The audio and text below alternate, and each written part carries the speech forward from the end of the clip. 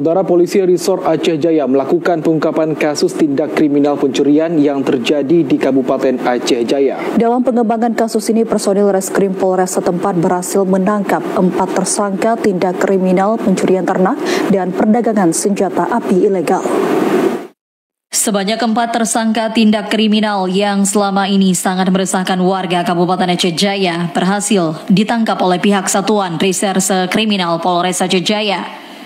Para tersangka ini berhasil ditangkap setelah adanya laporan dari masyarakat terkait dengan berbagai kasus tindak kriminal yang terjadi selama ini. Mereka yang ditangkap tersebut TI warga Batoh Banda Aceh, F warga Timpleng, HS warga Bate Ru Tenom, dan M warga Alu Meraksa Tenom. Proses pengungkapan para tersangka ini setelah tim Satreskrim Polres Aceh Jaya melakukan pengembangan di lapangan dan berdasarkan dari hasil laporan para korban terkait dengan tindak kriminal yang dilakukan oleh para tersangka di salah satu desa di Kecamatan Tenom.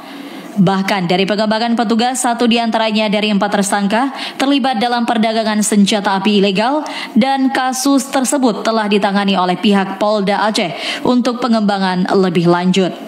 Sedangkan untuk barang bukti lainnya seperti mobil yang dipakai para tersangka dan sejumlah barang bukti telah diamankan oleh pihak Satreskrim Polres Aceh Jaya. Para tersangka ini akan dikenakan pasal 363 ayat 1 dan ke-4E dan juga 486 KUH pidana tentang tindak pidana pencurian dengan pidana penjara paling lama 7 tahun.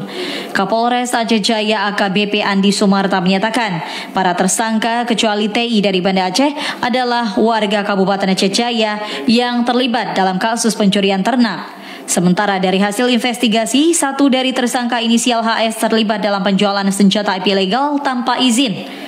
Dalam penangkapan tindak kriminal perdagangan senjata api, pihak petugas juga mendapati senjata api jenis FM yang sudah dimodifikasi, senjata airsoft gun, dan juga senjata tajam.